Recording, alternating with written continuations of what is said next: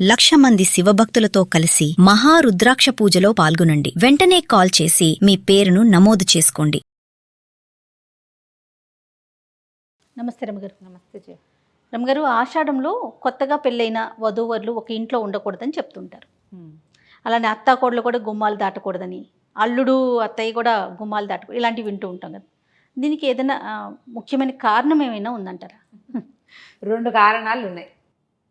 అది ఈ రోజులకు సంబంధించింది ఒక కారణం కదా. కావును, ఒక కారణం ఈ రోజులకు కూడా సంబంధించింది, ఓ కారణం పాతకాలానికి సంబంధించింది. జ్యేష్ఠ మాసంలో వివాహం అయింది, ఆషాఢ మాసంలో భార్యాభర్త ఒక దగ్గరే ఉన్నారు.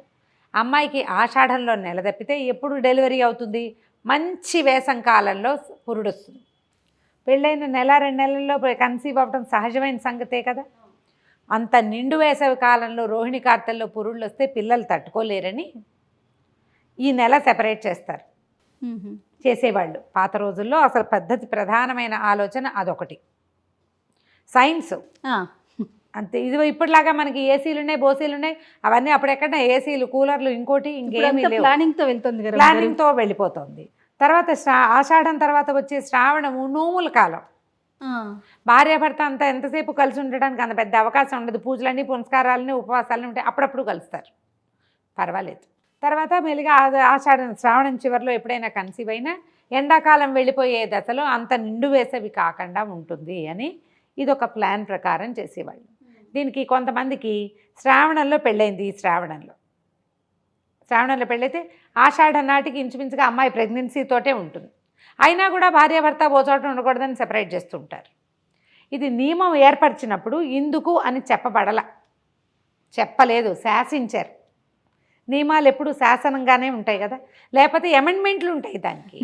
నో అంటే నోనే చేశారు. నో చెయ్యకపోతే వీళ్ళు వినరు. కాబట్టి శ్రావణపు 3వ రోజున పెళ్ళైన వాళ్ళకి మళ్ళీ ఆషాఢం, శ్రావణం తర్వాత ఏముంది, సంవత్సరం తిరిగిపోతుంది. 5-6 నెలలు, 8 నెలలు, 9 నెలల ప్రెగ్నెన్సీలు కూడా ఉంటాయి. భార్యాభర్త ఏడాది లోపల ఓ చోట ఉండకూడదని వాళ్ళని సెపరేట్ చేసుకుంటూ ఉంటాం. ఆ నియమాన్ని అన్ని చోట్ల పెడతాం. పూర్వపు నియమం, పల్లెటూరు నియమం ఒకటి ఏం చెప్తారంటే, ప్రధానంగా ఇదివరకంతా వ్యవసాయ ఆధారితమైన జీవితాలు మనవి. అవును. ఈ తొలకరి జల్లులు పడేసరికల్లా భార్యాభర్త ఎంతసేపు కులాసాగా ఉంటామంటే కుదరదు. అప్పుడు పని చేసుకోవాల్సిన రోజులవి. నాట్లేయటం, పొలాల దగ్గర తిరగటం, సీరియస్గా పని చెయ్యాలి. ఆడపిల్లలు అత్తారిళ్లలో ఉంటే భర్తలతో కులాసాగా ఉంటారు. అదే వీళ్ళు పుట్టింటికి వెళ్ళిపోయారనుకో, అయ్యో నాన్న కోతలు ఊడుపులకు వెళ్ళాడు, నాట్లకు వెళ్ళాడు అని చెప్పి నాన్న కోసం వంటలు వండి పనులు చేస్తారు. భర్తల దగ్గర ఉంటే అలా ఎందుకు ఉంటుంది? కాస్త జల్లుబడేసరికల్లా భార్యాభర్త పావురాలు జంటలాగా గదిలోకి వెళ్దామనిపిస్తుంది.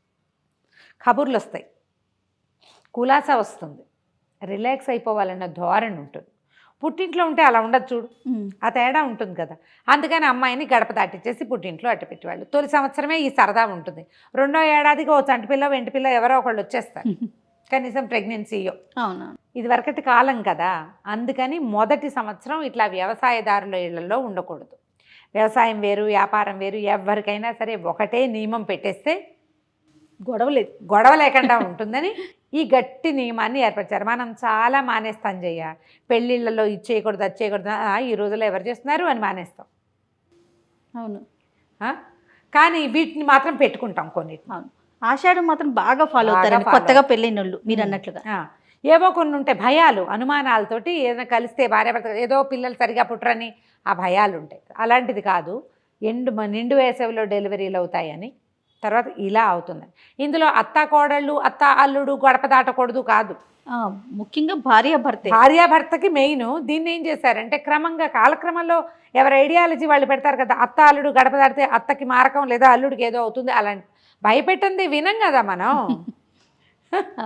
మనం వినకపోవడం అనేది చాలా పెద్ద ఇష్యూ. అందుకని ఏం చేసేవాళ్ళు, వచ్చి పుట్టింటి వాళ్ళు ఆషాఢం వస్తూనే అమ్మాయిని తీసుకెళ్ళి వాళ్ళు అల్లుడికి ఆషాఢ పట్టి ఇచ్చేవాళ్ళు. పెళ్ళాన్ని తీసుకెళ్ళిపోతున్నారని అల్లుడు అలక్కండా ఆషాఢ పట్టి ఏదో అల్లుడికి ఓ వస్తువులు కొనిపెట్టడము, సామాన్లు కొనిపెట్టడం, సరదా ఏదో ఓ సైకిల్ కొనిపెట్టేవాళ్ళు. పాత రోజుల్లో చదువుకునే అల్లుళ్ళు అయితే చదువుకునేవాళ్ళు కదా. పెళ్ళిళ్ళు అయ్యాక కూడా, ఇప్పుడు మానేసాం కానీ ఇప్పుడు అన్నీ సెటిల్ అయితే కానీ పెళ్లి చేసుకోకూడదు. అప్పుడేముంది, పెళ్ళిళ్ళు చిన్నప్పుడు చేసేవాళ్ళు, అబ్బాయిలు చదువుకుంటూ ఉండేవాళ్ళు, అమ్మాయి పుట్టింట్లో ఉంటూ ఉండేది, సెలవులకు వచ్చేవాళ్ళు. నిజంగా అలా జరిగేది జయ. పెళ్ళిళ్ళు అయ్యాక చదువుకున్న వాళ్ళు ఇప్పుడు మా పెద్ద బావలే ఉన్నారు అట్లా, అలాగే చదువుకునేవాళ్ళు. అబ్బాయి సెలవులప్పుడు వచ్చేవాడు, ఒకసారి అమ్మ వాళ్ళకి వెళ్ళి కనబడి తర్వాత అత్తారింటికి వెళ్ళేవాడు, లేదా అబ్బాయి సెలవులకు వస్తాడు అమ్మాయిని పంపండి అంటే కోడలు వచ్చి ఇప్పుడు అత్తారింట్లో ఉండేది. అలా ఉండేది. అసలు మీకు ఊహకు కూడా రాదు అట్లాంటిది. అమ్మ నాన్నని పోషించుకునేవాళ్ళు పిల్లల్ని. పెళ్ళైనా కూడా మరి పెళ్ళైనా అంటే పెళ్ళి నీకు 10 ఏళ్లకే పెళ్లి చేస్తే పోషించకేం చేస్తారు చిన్న పిల్లాన్ని? అత్తవారింటికి ఏం పంపుతారు పాపం? ఎలా పంపిస్తారు? పిల్లని పోషించుకునేవాళ్ళు, అల్లుడిని పోషించుకునేవాళ్ళు, అల్లుడి చదువుకి డబ్బులు పంపించేవాళ్ళు, లేదా తండ్రులే పిల్లల సెటిల్మెంట్ అంతా అయ్యేదాకా నాన్నలే చూసుకునేవాళ్ళు. ఎన్ని మార్పులు వచ్చాయి రమ్మగారు? చాలా మారిపోయింది. అసలు మీకు ఊహకు కూడా రాదు, అది మీకు తెలియదు కదా. నాకు తెలుసు పెళ్ళిళ్ళు అయ్యాక కూడా చదువుకున్న మా కజిన్ బ్రదర్స్ని నేను చూశాను బాగా చిన్నప్పుడు. ఇప్పుడు చదువుకొని సెటిల్ అయ్యాక అప్పుడు కాపురానికి పంపించేవాళ్ళండి. అంతే, కాపురాలకి పంపడం అంటే ఒక ప్రత్యేకమైన వ్యవహారం అది. అబ్బాయి చదువు అయ్యాక వారు ఏదైనా ఉద్యోగంలో ప్రవేశిస్తానో లేదా ఉద్యోగాలు లేవు, పౌరోహిత్యము, అబ్బాయి చదువంతా అయ్యేదాకా పిల్లల్ని పుట్టింట్లో ఉంచేవాళ్ళు. అప్పుడప్పుడు పండగలప్పుడు అప్పుడు పంపేవాళ్ళు, ఏదైనా అనధ్యయనాలు అవి ఉంటే పంపించేవాళ్ళు. చూపుగా వెళ్ళి రావటమే అంతే. ఇలా ఎంతసేపు మొగుడు పెళ్ళాం ఒక దగ్గరే ఉండటం పాత రోజుల్లో ఉండేది కాదు, చాలా కాలం సపరేట్గానే ఉండేవాళ్ళు. కాదరమ్మ గారు, ఇవాళ రేపు పెళ్ళి కాకముందే ఇల్లు చూసుకొని అన్నీ కొనుక్కొని అప్పుడు పెళ్ళి అవుతుంది. పైగా ఇప్పుడు అత్తగారు లేకపోతే భార్యాభర్త ఒక చోట ఉండొచ్చు ఆషాఢంలో అన్నది కూడా ఒకటి వచ్చింది. అవునండి, అవును. అసలు అది పెట్టింది ఎందుకంటే గిందుకు, అందులో అత్తగారికి ఏ సంబంధము లేదు, అత్తగారికి మారకాలు అవి లేవు, ఓన్లీ భార్యాభర్తలకు అత్త సంబంధించి కోడళ్ళు అత్త అల్లుడు కాదు, వైఫ్ అండ్ హస్బెండ్కి సంబంధించిన వ్యవహారమే ఇది. కానీ కొన్ని మన ఇష్టానుసారంగా భలే మన వీలు వెంబడి మార్చేసుకుంటాం. పిల్లలు బొంబాయిలో ఉంటారు, ఆషాఢం అయితే ఏమిటి వాళ్ళ అత్తగారు వాళ్ళతో ఉండదుగా, వాళ్ళిద్దరు అక్కడే కలిసి ఉంటారంటారు. అవును. ఉద్యోగాలు చేసే వాళ్ళని కూడా ఇలాగే మాట్లాడుకుంటారు. మనకు ప్రధానమైంది ఈ పాయింట్.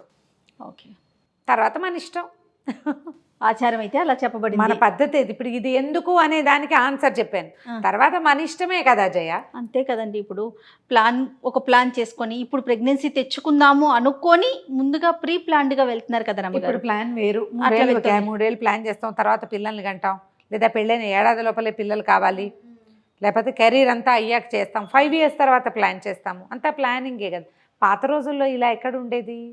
అప్పుడు పెట్టిన నియమం కదా. దాంట్లో నుంచి ఆషాఢం అల్లుడు అలాంటి సినిమాలు కూడా, కథలు కూడా ఉంటూ ఉండేవి ఇది వరకు. ఆషాఢంలో కోమ వెళ్ళిపోతే అల్లుడు వంట చేసుకోలేకపోవటం, వాటి మీద కూడా కథలు రాస్తూ ఉండేవాళ్ళు. ఆషాఢ పట్టికి ఏం పెట్టారు అని. తర్వాత అత్తవారు ఆషాఢ పట్టి పెడతారా, కోడలికి శ్రావణ పట్టి పెట్టేవాళ్ళు. శ్రావణ మాసంలో కోడలికి సామాన్లు తేవటం, ఏమైనా వెండి సామాన్లు అవి తెచ్చిపెట్టడము, అమ్మాయికి ఏదైనా అంటే వరలక్ష్మి వ్రతానికి కాసులు చేయించడము, ఒక నగ చేయించి పెట్టడం. అత్తవారింటి వారు శ్రావణ పట్టి ఉంటుంది. మొదటి సంవత్సరమే, ఫస్ట్ సంవత్సరమే మొదటి సంవత్సరమే ఈ వరలక్ష్మి వ్రతం చేయించటము, అత్తగారు వచ్చే వ్రతం చేయించడం, అమ్మ వాళ్ళు వచ్చే వ్రతాలు చేయించడాలు అవన్నీ ఉంటాయి కదా, అప్పుడు చేయించేవాళ్ళు. ఆషాఢ పట్టి, శ్రావణ పట్టి, 2 పట్టీలు అవి ఉంటుండేవి. ఇప్పుడు మనకి పట్టీలు లేవు, ఏమీ లేవు. ఎప్పుడు ఏవి కావాలంటే కొనేసుకుంటున్నాము, ఎప్పుడు కావాలంటే అప్పుడు ఆన్లైన్ ఆర్డర్ చేస్తే అన్నీ ఇంటికి వచ్చేస్తాయి. కాలం మారిపోయింది చూడు. అవునండి కదా. ఆషాఢానికి ప్రధానంగా చెప్పిన వ్యవహారం అయితే ఇది. అయితే ఆషాఢంలో మనం ఆరోగ్యం కోసం మునగాకును వండుకుని తింటాం. తర్వాత ఏమో ఆడపిల్లలు కాస్త గోరింటాకు పెట్టుకుంటే గోళ్ళకు వచ్చే సమస్య. ఇప్పుడు మనం మట్టిలో పని చేయట్లా కాబట్టి మట్టి పని లేని వాళ్ళు పెట్టుకోపోయినా పర్వాలేదు, కానీ సిద్ధాంతంగా చేసుకుంటాం కదా ఆషాఢంలో పెట్టుకోవాలని. అందుకని ఆయుర్వృద్ధి, భర్తకి ఆయుష్, ఈ 2 చెప్తారు. మనకి ఆయుష్ పెరుగుతుందని, భర్త 5వ తనం పెరుగుతుంది, భర్త ఆయుష్ వృద్ధి అవుతుందని. ఏమీ లేదు, ఒక సంతోషం అంతే. గోరింటాకు బాగా ఎర్రగా పండితే మొగుడికి చాలా ప్రేమని అవి చెప్పుకుంటారు. తాంబూలం వేసుకుంటే 4 పండితే అబ్బో వీళ్ళ ఆయనకి ఇదంటే చాలా ఇష్టం. గోరింటాకు ఎంత బాగా పండితే అంత మంచి మొగుడు వస్తాడు అవి చెప్తారు. అవన్నీ పల్లెటూరు సిద్ధాంతాలు అయినప్పటికీ మన ఒంటి తీరుని బట్టి ఇవి వస్తాయి. మునగాకు ఎందుకు రమ్మగారు, ఎందుకు తినాలంటారు? అయ్యో, మునగాలో కాల్షియం విపరీతంగా ఉంటుంది జయ, దాంట్లో ఐరన్ ఎక్కువ. ఈ సీజన్లో మనకు అవసరమైన మినరల్స్ అవి అందులో ఉంటాయి. ఓకే, రోగ నిరోధక శక్తిని పెంచుతుంది మునగ. ఇప్పుడు అవసరం కాబట్టి. ఇప్పుడు అవసరం. ఆషాఢంలో ఆదివారం నాడు మునగాకు వండుకుని తినాలి. పెసరపప్పు మునగాకు చేసుకుంటాం కదా, అవును, చేసుకుని తినేయటమే చక్కగా. నమస్తే రమ్మగారు. నమస్తే జయ.